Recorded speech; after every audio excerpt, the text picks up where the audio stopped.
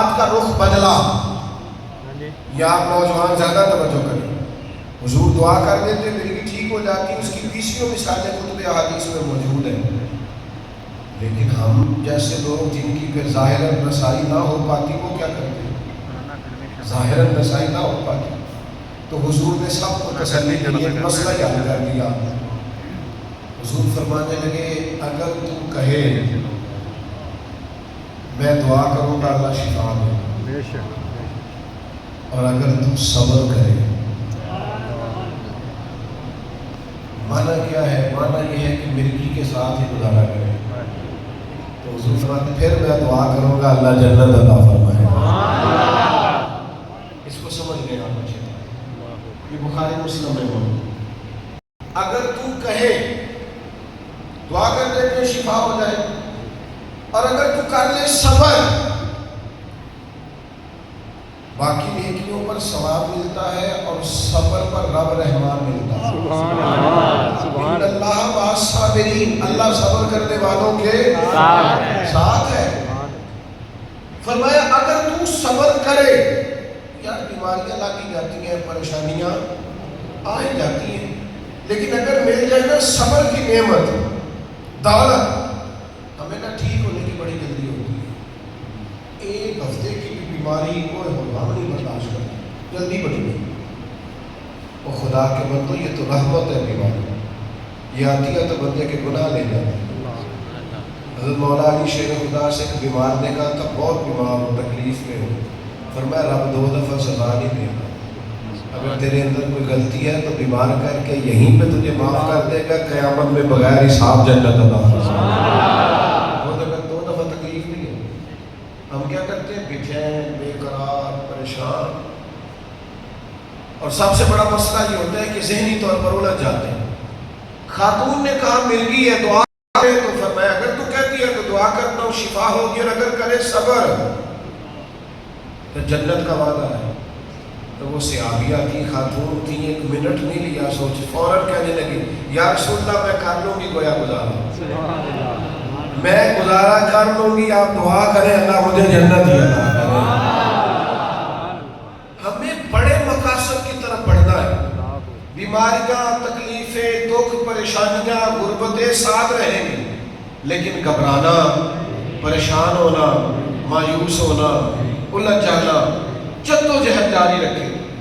عمر بھر کوشش کریں, اپنے آپ کو آگے کی طرف لے کر جائیں. پلٹنا, جھپٹنا اور جھپٹ کر پلٹنا یہ تو لہو گرم رکھنے کا ہے ایک بہانہ. تو کوشش کریں گے کہ ہمیشہ آگے بڑھتے رہیں, جدوجہد کرتے رہیں. آپ غور فرمائیے, صحابہ فرماتے ہیں نبی پاک نے دعا کر دی تو وہ خاتون عرض کرنے لگی یا رسول اللہ صلی اللہ تعالیٰ علیہ وسلم, جب کبھی مجھے مرگی کا دورہ ہوتا ہے تو میرا کپڑا جسم سے ہٹ جاتا ہے, تو خاتون ہونا تو حیا مانے ہیں, دعا کریں میرے کپڑا جسم پر قائم رہے. اس دور کی خواتین کو اپنے پردے کا بڑا خیال رہتا تھا. حضور نے دعا کر دی. صحابہ فرماتے ہیں جتنی مرضی بھی مرگی ہوتی تھی جسم سے کپڑے لگے رہتے تھے, وہ اماں دیر تک حیات نہیں. جب کوئی باہر سے خاتون آتی تو لوگ کہتے ہیں جنتی عورت کی زیارت کرتی ہے, اس بوڑھی کی زیارت کرو, اسے دنیا میں حضور نے جنت کی بشارت دی. تو دکھ, تکلیف, مشکلات, مسائل سب ساتھ ساتھ چلیں گے. ہم نے کیا کرنا ہے؟ خوش رہنا ہے. نوجوانوں, آپ اگر مطمئن رہیں گے تو والدین بھی. آپ جب گھر جا کے کہتے ہیں نا بڑا مشکل ہے جی, کئی میری طرح کے لوگ ہیں, ڈگری مل گئی نوکری نہیں ملتی, حالات بڑے خراب ہیں, آپ کو پتہ ہی نہیں والد تو بیچارہ 2 نوکریاں کر کے پڑھا رہا ہے, وہ تو بڑی مشقت کر رہا ہے. اماں نے تو کئی ارمان رکھے ہوئے. کبھی کمزور بات نہ کریں, کبھی کچی بات نہ کریں. جن لوگوں نے آپ کی وجہ سے حوصلہ مند ہونا ہے آپ انہیں کمزور کر دیں. اقبال نے اپنے بیٹے سے کہا تھا دیار عشق میں اپنا مقام پیدا کر, نیا زمانہ نئے صبح ہو جاتے ہیں, نئے صبح شام کر اپنی سویر اپنی شام ہو جاتی ہے. اس کا معنی سمجھے کیا؟ اس کا معنی یہ ہے کہ تم مشقت کر، دن کو دن نہ سمجھ اور شام کو، اور تو سویر پیدا کر، تو اپنے لیے نیا رستہ بنا۔ تو یہ مت دیکھ کہ یہاں سے راہ نکلے گا کہ نہیں نکلے گا، تو جدوجہد کر، تو اپنے لیے روشنی کا بندوبست خود کر، دیار عشق میں اپنا مقام پیدا کر، نیا زمانہ نئے صبح و شام پیدا کر۔ اور میرا طریق امیری نہیں فقیری ہے، خود ہی نہ بیچ غریبی میں نام پیدا کر۔ دوستوں خوش رہیں، خوشخبری دیں۔ نبی کریم علیہ السلام کا یہ طریقہ تھا کہ حضور کہیں بھی کوئی قافلہ روانہ کرتے نا، وہ جہاد کے لیے جاتا یا تبلیغ کے لیے جاتا تو دو نصیحتیں سرکار ضرور فرماتے، دو باتیں، یہ دو باتیں ہم سب نے یاد رکھنی ہیں۔ کہیں بھی سرکار تشریف لے جاتے دو باتیں ہمیشہ بیان فرماتے۔ ایک نبی کریم علیہ السلام صحابہ سے فرماتے کہ جہاں جا رہے ہو نا وہاں خوشخبری دینا، مایوس نہ کرنا، اور دوسرا فرماتے لوگوں پر آسانی کرنا، مشکل نہ کرنا۔ اور خود سرکار کا بھی طریقہ ہے، اگر حضور کو اختیار دیا جاتا نا اللہ کی طرف سے کہ دو باتوں میں سے ایک کو اختیار کر لیں، تو حضور امت کے حق میں آسان بات اختیار کریں۔ ایک تو خوشخبری دے، مایوسی نہ پیدا کرے۔ اچھا جی میرے پاس کچھ بھی نہیں ہے، کیا مطلب کچھ بھی نہیں؟ صحت نہیں ہے، شعور نہیں ہے، سمجھ نہیں ہے، والدین نہیں ہے، وہ خدا کے بندے ایک تیرے پاس نعمت نہیں ہے، پیسہ نہیں ہے، تو پیسہ تو ظاہری طور پر مولا علی کے گھر میں بھی نہیں تھا، حضرت بلال کے گھر میں بھی نہیں تھا، پیسہ تو حضرت ابو ذر غفاری کے پاس بھی نہیں تھا۔ صرف ایک آدھ چیز نہ ہونے کی وجہ سے مایوس ہو جائے تو اپنی زندگی میں تازہ دم رہے، اللہ کی نعمتوں کا احساس پیدا کر۔ جب آپ کے پاس نعمتیں ہوتی ہیں نا تو ان کا احساس بندہ پیدا کر لینا، خدا کا شکر ہے بڑی نعمتیں ہیں، تو اللہ دل کو تسلی عطا کرتا ہے۔ اب شام کو تجربہ کر لیجئے گا، آپ اللہ کی حضور ہی عرض کریں اللہ تیرا شکر ہے یہ نعمت بھی ہے، یا اللہ تیرا شکر ہے یہ نعمت بھی ہے۔ آپ جب یہ احساس پیدا کریں گے تو دل کو سکون ہوگا، اور اگر آپ بے چین ہوں گے نا یہ کوئی نہیں یہ کوئی نہیں، تو بے چینی ہوگی۔ میں کالج میں پڑھتا تھا، جب آپ کو پتہ ہے ہمارے دوست جو ہوتے ہیں وہ بے تکلف ہوتے ہیں بڑے زیادہ، جو کہ ہم پڑھتے تو کالج میں تھے مولوی، تو وہ داڑھی شاڑھی ٹوپی شوپی دیکھ کے تو کئی ایسے بھی تھے جو کہتے تھے وہ مولوی ادھر آئے نا، اس کا بھی ہم نے بڑے مزہ لیا۔ پھر دور گزر گیا اور وہ جو مولوی کہتے تھے نا، پھر انہوں نے ٹیلی فون کر کے کہا کہ یار کبھی ملنا تیرے ساتھ تصویر بنا لی۔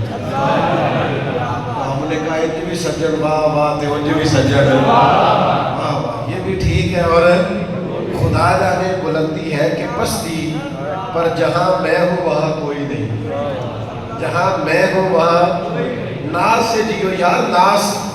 اب جو ہے اس کا لطف تو لے، ہمارے پاس جو نعمتیں ہوتی ہیں ان کا ذائقہ نہیں لیتے، جو نہیں ہوتی ان کے لیے تڑپتے رہتے ہیں۔ وہ جو ہے اللہ کہتا ہے لَإِن شَكَرْتُمْ لَأَزِيدَنَّكُمْ، تم میرا شکر ادا کرو میں نعمتوں میں اضافہ کروں۔ لیکن ہمیں جہاں ہم ہوتے ہیں بے سکون ہوتے ہیں، سامنے والا ہمیں سکھی لگ رہا ہوتا ہے، حالانکہ حال اس کا بھی وہی ہوتا ہے، حالت اس کی بھی وہی ہے، اس کا بھی خیال یہ ہے کہ آپ بڑے ٹھیک ہے اور میں بڑا پریشان ہوں۔ تو جہاں ہے مزاج شکر والا پیدا کرے، نعمتوں پر شکر کا مزاج۔ اور ہمارے لیے کائنات کی سب سے بڑی نعمت نبی پاک کا تشریف لانا، اس نعمت پر خاص کر شکر ادا کریں۔ میلاد ہوتا ہے نا، اس کا کوئی مخصوص طریقہ نہیں ہوتا۔ میلاد کا معنی ہے حضور کے آنے پر خوش ہونا۔ آپ اپنے بچے کو مٹھائی کھلا کے خوش ہو جائیں، آپ نے میلاد بنا لیا۔ آپ اپنے دوستوں کی دعوت کر کے خوش ہو جائیں کہ میں نے میلاد کی خوشی میں دعوت کی ہے، تو آپ نے میلاد۔ اس کے لیے ضروری تھوڑی ہے کہ آپ لازمی 10 لاکھ کی محفل ہی کرائیں گے تو میلاد ہوگا۔ آپ ہمارے ہوتے ہیں نا انٹرنیشنل نعت کا، تو قومی نعت کا، تو عالمی شہرت یافتہ، تو پتہ نہیں کیا کچھ۔ تو میں کہتا ہوں آپ کو بھی نعت آنی چاہیے، پڑھنی چاہیے۔ آپ بھی نعت پڑھیں گے تو عالمی ہو جائیں گے، اس لیے کہ اللہ کی بارگاہ میں تو لکھے جائیں گے نا حضور کے صدقات۔ اس لیے کوئی اس میں آپ تسنع کی طرف نہ جائیں کہ بناوٹ کتنی شاندار ہے اور آنے والے کا اور جانے والے کا پروٹوکول کتنا اعلیٰ ہے، ان چکروں میں نہ پڑے. آپ حضور کی ثنا خوانی پر توجہ دیں اور اس نعمت پر اللہ کا خاص شکر ادا کریں. اور یہ بہت بڑی نعمت ہے. میں نے تھوڑی سی دنیا دیکھی ہے. آپ نکلیں دنیا میں جائیں، آپ کو اندازہ ہوگا کہ پی ایچ ڈی لیول کا آدمی ہے دنیاوی ڈگری کی اور کئی ملکوں میں کاروبار ہے، لیکن حال یہ ہے کہ اپنے ہاتھ سے بت بنا کے اس کی پوجا کر رہا ہے. اسے پتہ ہے میں نے خود بنایا ہے. اتنا شعور تو عام آدمی کو بھی ہونا چاہیے نا کہ میں نے خود بنایا، جسے میں بنا رہا ہوں وہ معاذ اللہ معبود ہو سکتا ہے؟ ہدایت کو چھوٹی نعمت نہ سمجھو، مسلمان ہونا چھوٹا احسان نہ سمجھو اللہ کا. اور اتنی بڑی ڈگریاں ہیں، اتنے بڑے بزنس ہیں، اتنا مال ہے، ہاتھوں سے بت بنا کے پوچھتے ہیں. شکر کرو اللہ کا، اس نے ہمیں مدینے والے محبوب عطا فرمائے.